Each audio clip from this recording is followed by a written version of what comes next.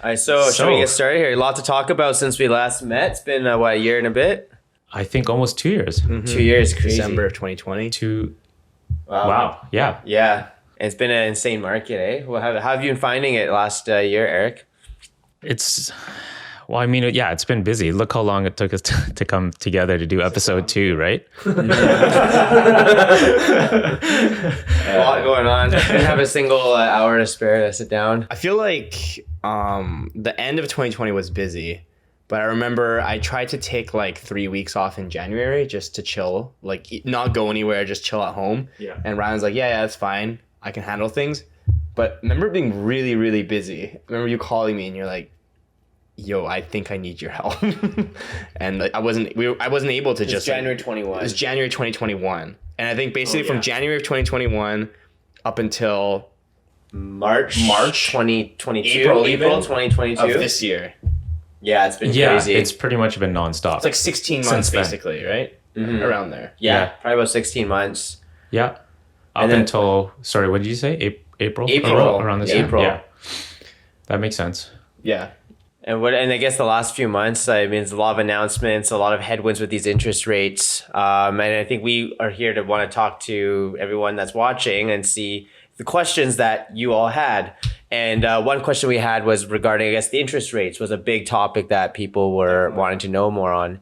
And I mean, what do you guys think would be the impact on interest rates going up, and where do you see these interest rates going? And will this, in fact, like crash the entire market? I mean, I don't know from conversations you've had, but some of the ones that I've had, most of them are saying that October, pretty good chance another increase. Whether how much it is, not too sure yet. But then a lot of I'm hearing is December, very unlikely an increase. Have you been hearing that too? Heard October, end of October, yeah, most likely there will be an increase. Later on after that, I've heard like a diminished increase, but I actually heard there would still be an increase in December, but maybe a lesser increase, maybe 25 basis points or 50. But I guess it depends on the inflation numbers still. And if they keep staying strong, which I think there's a good chance they might stay strong, they might have to continue these, maybe a smaller increase. But yeah, that's my guess anyway. Yeah, but they just published the inflation data for, I think, August. The most recent data shows that inflation has been going down. Now it's sitting around 7%, which is still quite far from, what they optimally want, which is, I think, around 2% per year, right? So we're still quite far from that. But it's showing that inflation is calming down a little bit, which could be an indication that, they might slow things down a little bit on the interest rate hike thing. But I think the main thing the interest rate hikes are doing is just kind of it's affecting a lot of the consumer confidence, the buyer confidence to want to take the plunge, because they're just seeing these interest rates eroding at their ability to borrow and their affordability, like what they can afford, pardon me. Yeah, so I don't know what you guys are finding. Like, is there certain clients that you have, say Eric, that are definitely sitting more on the sidelines since the interest rate hikes? Yeah, definitely. And, understandably so, right? Because especially if your plans were to go into something bigger, if the interest rates were going up the way they did this year so aggressively in a row, then it sort of makes you have to think if you need to reconsider what that next bigger place is going to be based on those numbers. So yeah, I was sitting down with a mortgage broker about a month ago, and he calculated the buying power difference from a point. It's basically a 75 basis point increase, and this is based off a $100,000 salary, which before you'd be able to get almost $500,000 mortgage. But with the increase of the rate, which went up 75 basis points, so 0.75, they had a decreased buying power of 8%. So they could only borrow like $30,000. So it went down like almost $50,000-$70,000. And it's crazy to think, because like in that 2-month span, prices hadn't gone down that much. no. Especially for that $500,000 category. So you're almost seeing the buying power reduced quicker than what prices are able to come down. So this kind of gap is starting to build a little bit. But again, like I think maybe this is another topic we can touch on here is the entire market being affected equally? Like, or do we think more expensive product being affected more than, say, $500,000 entry level condo? Like, what do you guys' take on that? Like, is because right now the media headlines are reading like it's basically everything in their mind is crashing at the same time, right? I mean, I think the people that are, let's say, most affected by this are first-time buyers. Absolutely, are probably, because I mean, every little bit counts, right? When you're trying to get into your first property, especially if it's something that you really intend to like move into and call home. And then the second group would just be investors, obviously, right? Because this affects the bottom line and the calculations. And like you're saying, to your point, like, yes, prices are coming down, but they're not coming down at the same rate that the interest rate is making it more costly for you to borrow the money, right? So I'd say most investors are kind of sitting on the sidelines right now, and a lot of first-time buyers right now just simply can't really borrow as much as they need to get the home they want, especially if that home's only come down, let's say, like, you know, 30K, 40K tops, like on a $500,000 home, right? Yeah, I think some buyers stay on the sidelines, but it's a bit of a weird time, I guess, because people, you want to wait, but then the prices have come down, but not by that amount yet. But personally, we've still seen some buyers that are active, and in condos, we have a buyer that bought a $400,000 condo in Coquitlam. We had to put an offer within 1 day because we lost in a bidding war a few days earlier. So it's almost like everyone that could afford a certain price point is getting pushed down to a lower price point. So those lower price points are now super competitive, as well as now people that aren't buying, they're going to the rental market. And now, so basically everyone kind of getting pushed down on their price point or having to rent. And that's making these lower price points like super competitive still. But like detached, we haven't found it's been pretty quiet, but I don't know if you found that there too, Eric. Yeah, I know. I totally agree with that. What you're saying is that when we noticed we started getting more balance to the market, it was definitely the higher price categories that were feeling it first, right? And now it seems like that $500,000 to $700,000 price range, as an example, may not necessarily be feeling that as much as like a $2.2 million house, for example, right? So it's interesting time to see that, because that ties into that whole, like, it depends on the product, depends on the neighborhood, right? We've heard that conversation a lot. Well, we had a good question from one of our listeners, RJ, and he was asking, do you guys think it's a good time for a first-time buyer to get into the market? Like, realistically speaking, right now in the next few months. So what's your take on that?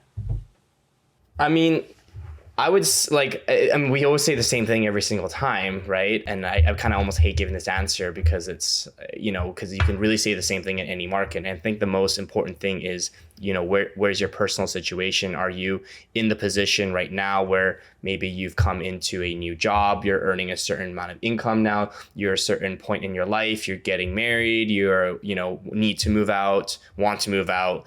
I don't know, what is the main motivator for you to want to buy your first home? And so that's kind of the most important thing, right? I wouldn't really worry about the market, and because real estate just by nature is a long-term commitment. So, you shouldn't really be trying to time the market, right? We've talked about this so many times, like nobody can perfectly time the market. So just by taking action and making sure you run your numbers based on what figures you've been given by the bank or your broker, and making sure that's something that you can afford and hold in the long term, that's really the most important thing that matters. Yeah, I feel like if someone asked me the question, is it a good time to buy? I mean, it is there's a lot of uncertainty right now, and I would understand why someone would not want to buy because there's so many factors.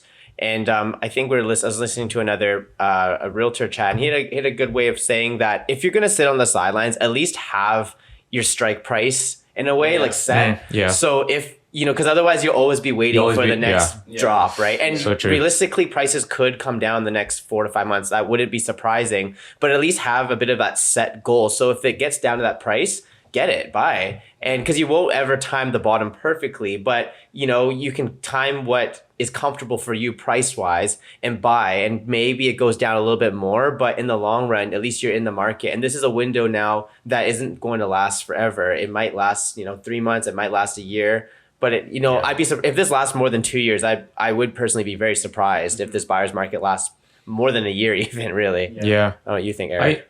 I totally agree with both those points. In a sense that, like, 100% depends on your personal situation, because you could be, it could be all comfortable, and then you see something that you've been eyeing in a certain area that you've been trying to get into, and I'm not like going to be selling that in like 3 years. I'm probably going to be there for like 5 to 7 at minimum. So I think a combination of that and like what you said, Ryan, like understanding the reality that, I mean, there's no way we can know. It could go down a bit more, but maybe at the end of the day, that's an acceptable sort of threshold that you're willing to accept, knowing the fact that I don't want to be back in another hot market buying. Yeah. Especially what went on the last 2 years, right? And I have worked alongside some buyers that are thinking that way, which I totally can relate to it, right? Like I can see why, because that, let's say if a bull market does come back, it usually comes back like quite quickly, and maybe at that time period you may not, maybe you paused from looking, and then all of a sudden it started happening again, and you're kind of back to those hectic times again. So, and then I guess one last thing to add on to everything is, we talked about rental rents, like people kind of may not be able to afford, and then for having to rent instead because they can't purchase. But the rental market's just been absolutely insane the past year. I think rental prices are up something like 25-30% year over year right now. So like, I mean, if it's costing you $2,400 to $2,600 a month for a 1-bedroom condo in Vancouver, which is the market rate right now. If that's costing you that much to sit on the sidelines to watch the market, I mean, you do the math, right? That's a sunken cost. You're not getting any of that money back. You're talking about spending $30,000 a year. You need a place to live regardless, right? And these high rental prices, I mean, that's becoming a motivator for some of these buyers as well, right? They're like, we have one client, their landlord's planning on selling, which would then mean that they have to now go into the rental, find something out in the market. If you're even lucky, you can find something that's good to rent. And now they're just doing the numbers and they're like, well, honestly, if we're in a position to buy, like why wouldn't we buy, right? Interest rates aren't going to be this high forever. Most likely they will go down sooner than maybe a lot of people think. And if they can just ride out that interim period, and then, you'll have a lower interest rate down the road and maybe possibly secure a home at a great price right now. Yeah. Very true. Good points. There you go, RJ. Shout out to RJ. Some big news too. Yeah. I don't know if you guys heard about the Davey Eby announcement that he was... I just heard. Yeah. Recent. Very recent. So some big news. I think Davey Eby is running for basically to replace Horgan as premier in next month in December. And he's had some pretty big announcements for what he is going to put in place. Maybe for those who aren't familiar with David Eby, a little background on him. Yeah, so David Eby is the current Minister of Housing in British Columbia. So he's been involved with the housing side of kind of the province for quite a while. And with Horgan stepping down, he is one of the front runners to replace, basically being at the head of the NDP there. So he said if elected December 6th to replace Horgan, he's going to put in place, basically remove all rental restrictions in all buildings. I don't believe the 55 plus will be affected, but anything that has a rental cap, like only percent of the building can be rented, that's going to be completely eliminated. So basically almost every building will be rental friendly in a sense. Right. That's the first one. So 55 plus, just for our listeners, is a 55 plus building where you have to be over the age of 55 years old. He's leaving that. But the other age restriction where you have to be over 19, he's eliminating that one. So basically it's opening up the market completely to renters, and anyone under 55 plus, you can freely rent in almost basically any building that is a non seniors building.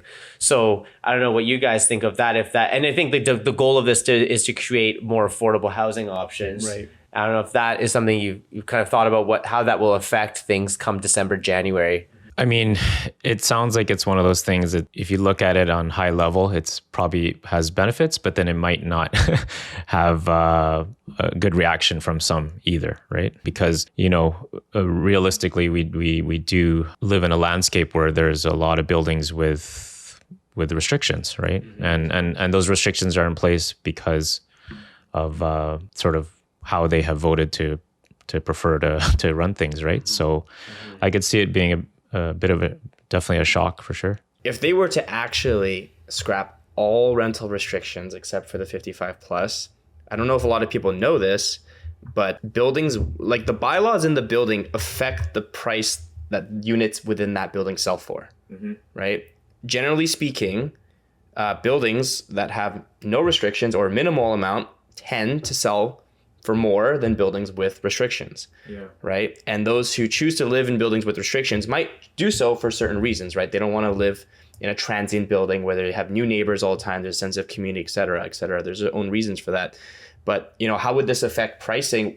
This will affect both pricing of the actual homes themselves and also affect the rental pricing as well. Yeah, and it's an interesting point because like we could dissect that a little bit more to kind of explain the mechanics behind that. But I noticed that when you have those restrictions, it's not really just about investors. It's actually like even buyers that want to live in there, but they do kind of want the comfort and the peace of mind knowing that they could rent it out just in case, right?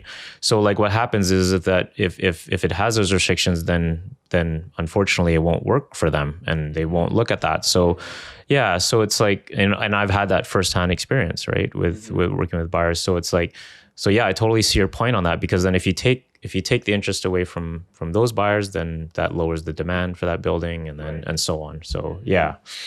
Yeah, I feel like though the people that will come out better from this will be the general tenant will benefit, because now there's more options to rent. There's more supply on the market for rent. So I think that would actually probably bring rental prices down. And the other person that would benefit is, even weirdly, I think investor might benefit from this, because you can buy right now, like Daniel's saying, these non-rental friendly buildings are actually a bit cheaper because it's usually the investors can't buy there. So once that, now every unit is a potential investor unit. So I think now there's just going to be more demand. And if anything, investors can buy more of these units now because they're rental friendly. They don't have to live in it. So I think the people that benefit are potential investors and the renters. The people that would not benefit are the current owners, because now their building that they're currently living in is rental friendly, which they might not have wanted that. And then so the people that are current owners will be the ones that lose on it, because now, two ways. If you live in a building that wasn't rental friendly, now it is rental friendly. So you're not going to be happy about that. And the buildings that you bought at a premium because it was rental friendly, now every unit is rental friendly. So I think your value might go down because it's not that special from an investment point of view. So I think, the winners would be the tenants and prospective investors. The losers would be the current investors that bought rental friendly at a premium, or the people living in buildings but they don't want other people renting it. So at least the last group there, the people who may not want to open up their own building because they like that community and they like having the gates up, at least they might actually get a bump. They might get a bump in their price of their home. So that's the silver lining for them, I guess. Yeah, there's going to be that trade-off. Yeah. Nice. So do we think the market's going to crash? I know this is something that everyone always wants to know. And would you personally buy right now? Either you, and I'll answer myself too. Go ahead, Daniel. I mean, I'm always looking. I'm always looking. I mean, there's opportunity in every market, right? I mean, especially in some of these markets where someone might be in a position where they have to sell, right? It's not the ideal situation. Like there's actually not a lot of supply out there right now, right? Unemployment is still quite low. And when unemployment goes up, that's when you maybe start to see more of the supply kind of trickle in. But we're not seeing a lot of supply trickle in. But there's always going to be people who do need to sell, right? If someone is in that position, then there's an opportunity here, right? If it's a buyer's market already and they're in a position where they have to sell, then you can negotiate a good deal.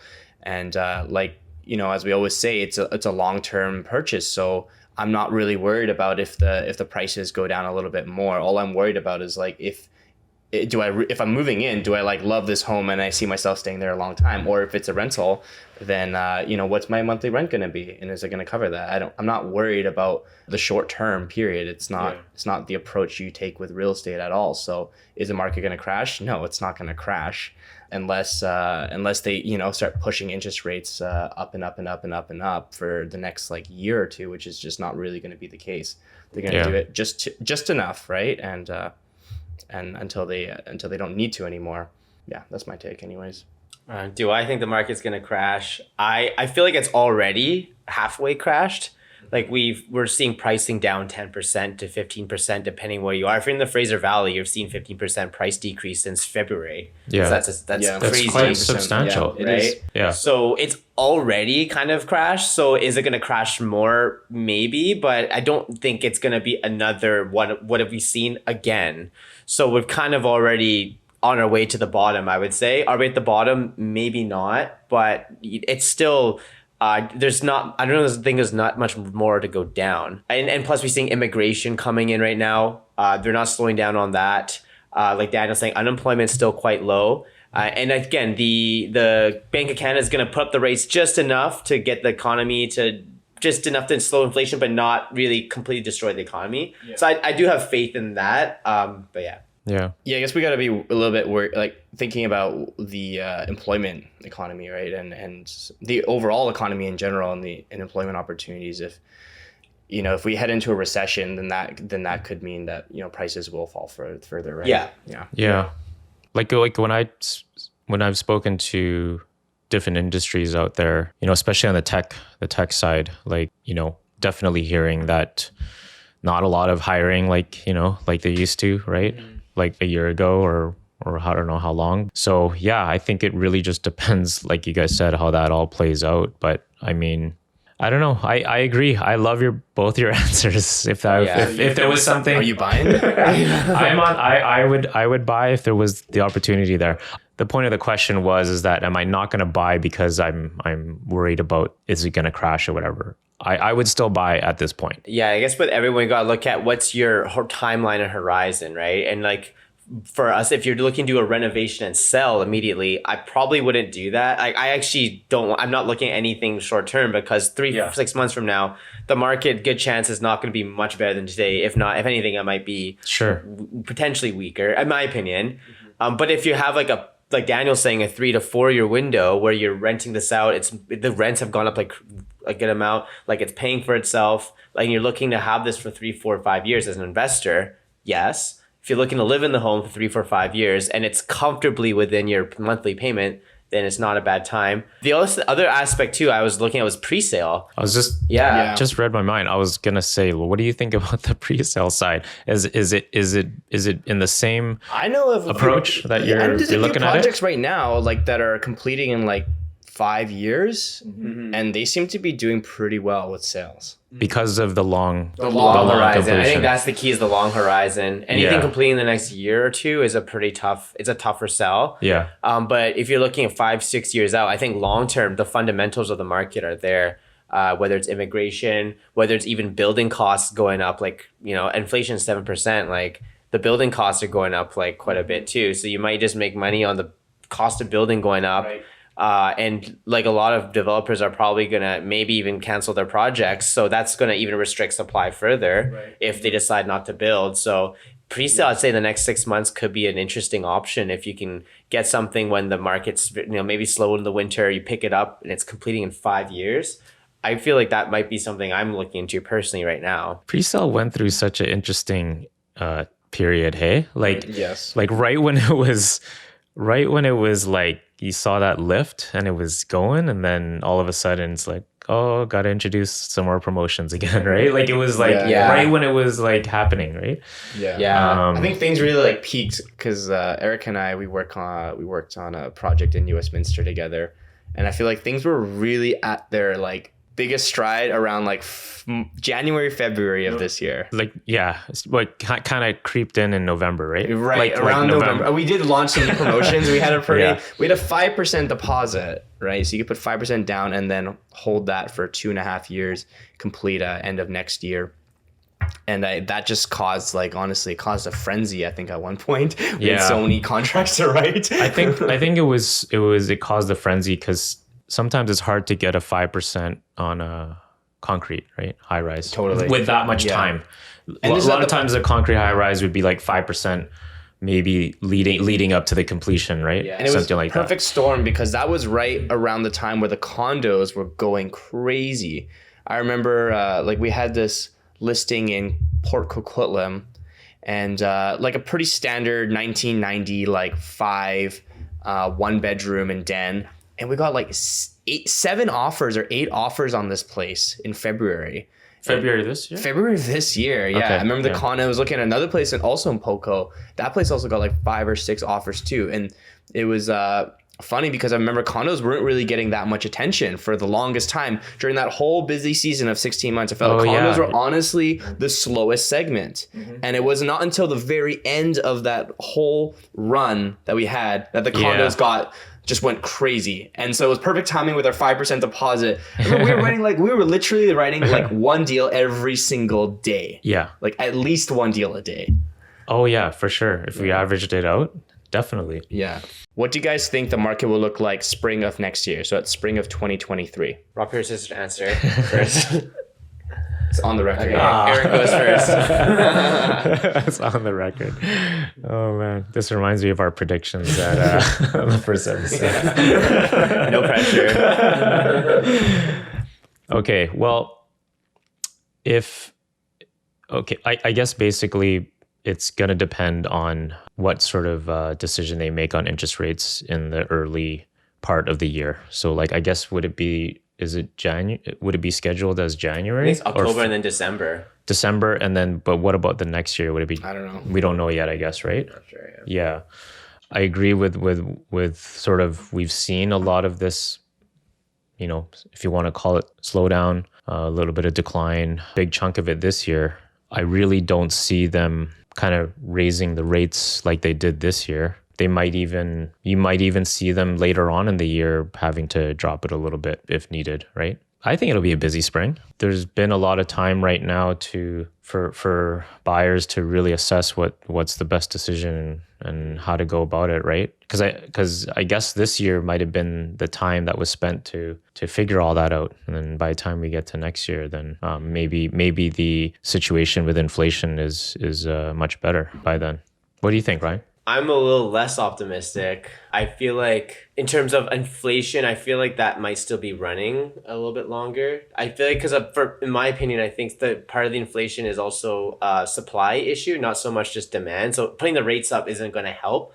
So I worry that rates might stay up. They'll come down a little bit, but I feel like it might take maybe until later in the year to recover personally. I think spring will probably hopefully start seeing some rate cuts and some incentivization for people to buy. But we might not see people might be like needing a few more months to like come back. So I don't know. I think maybe fall time, we might start seeing kind of things stabilize. But I do think springtime might be a good time to start looking again, because I feel like the bottom would be close in my opinion by then. If not, it's already been touched. But yeah, I mean, that's kind of my prediction. I think maybe fall would be when things pick up. But again, like Eric said, it depends on how quick they put the rates up, and also equally how quickly they bring the rates back down. Because if they start bringing the rates down sooner, that would help. But yeah, that's kind of my prediction there. Guess. Totally a guess.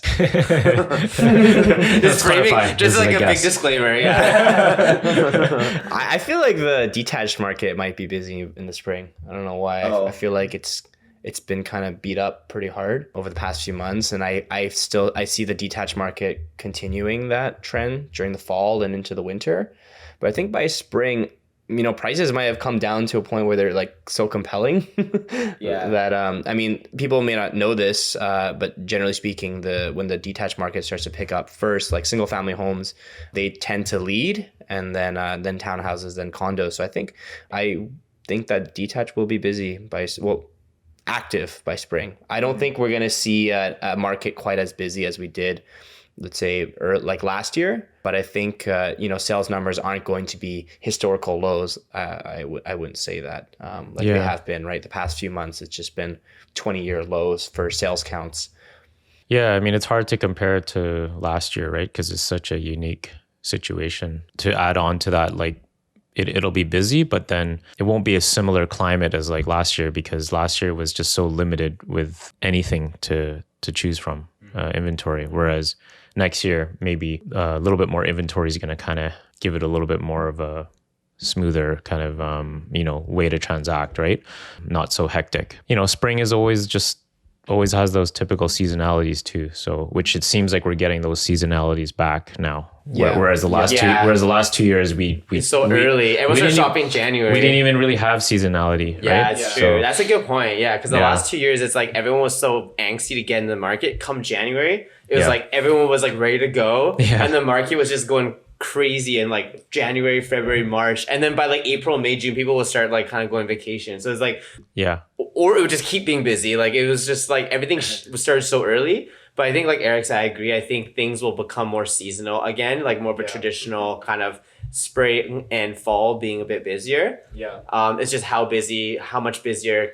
It's all relative to what's going on. So that's kind of what the other flip side, I guess, right? So if you guys had one piece of advice for a buyer, what would it be, Eric? Okay, buyer. I think definitely keep constant communication with your mortgage professional if you're just starting to look and buy, because we have such a changing landscape, especially with these interest rates. So I think constant communication, teamwork in that regard is important. For sellers, I think this goes back to the whole product and neighborhood topic that we were saying earlier, that everywhere has some differences in terms of how you're going to strategize your listing and how you're going to price it, because listing $600,000-$700,000 condo in Vancouver compared to a $2 million plus house in a certain neighborhood, your strategy will differ quite a lot, just because of the amount of buyers that are looking at that house right now compared to how many buyers are looking at a 1-bedroom condo like that. The variance is quite wide. So right now. Yeah, what's one piece of advice for a buyer, one piece of advice for a seller? For buyer, I would say right now, try to secure something at a price where you have a little bit of room for market to, if you're closing the property in, let's say, a month and a half, 2 months, maybe try and get it at like tomorrow's price in a sense. Try to negotiate while you can right now. Obviously, like we're saying, every product's a little bit different. So you got to kind of know when to push and when to say, hey, I'm not being realistic. But yeah, trying to take advantage of the current climate right now and a little bit of the lack of confidence from some others. And if you are somebody who's willing to buy in this market right now, then own that and use it to your advantage and negotiate when you can. And then for sellers, I would say really try not to get so caught up with where prices were. I think that's a really common theme we're seeing right now is coming off of a really busy market, seeing the houses in your neighborhood selling for, a certain number. And then you get really fixated on that price thinking like, oh, that's what my house is worth. That's what my house is worth. Well, it's like, no, we have to be realistic about what the situation is right now. What are the comparables from last week, right? Not 3 months ago. So just being really realistic about that, having a game plan for why you're selling, what's the money being put towards, what are you using that money for, and then just being realistic about price, because the offer you get today may be the best offer you get if your time frame for selling is the next 3 months, right? Nice. I think for buyers, probably would say, especially with condos, is double check, triple check the minutes and the depreciation report for anything coming up for maintenance wise. And that's just something that can be out of pocket, and not only in addition to your higher interest payments, but also out of pocket to maintain the building. So just to get a full picture, make sure you triple check all those expenses, because that's going to hurt. You're going to feel that a lot more now than maybe a year ago, because your properties go up in value so much. So double check the building, triple check the building. Also for buyers too, I would just say, I guess that was the main one, is to look at the building. I feel like I had something else, but it just slipped my mind. For sellers, I would say like also knowing your objective. Is the objective to sell out and cash out, or is your objective to get as much money as possible? Because if you want to just sell and just be done with the property, like Daniel said, you kind of have to accept that the prices are not what it was 4 months ago and just be okay with it. You're walking away with cash. You might be able to buy something else in 6 months and do something better with it. Or you just want to have the cash to go live your life and move to Bali. I don't know. But that sounds like a good idea. Does sound like a really good idea. It's great advice.